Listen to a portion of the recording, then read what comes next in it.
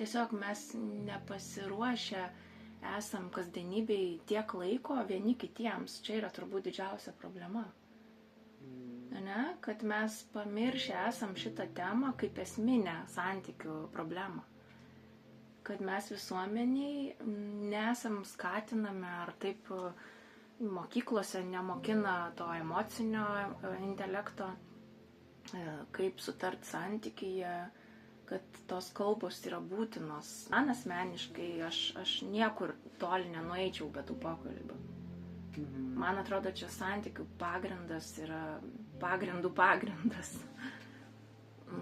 Nes, kaip tu gali būti su žmogum, kuris tavęs net nenori girdėti, jausti,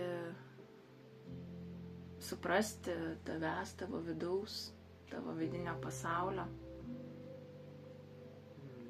Man tik tai taip suprantamas ryšys.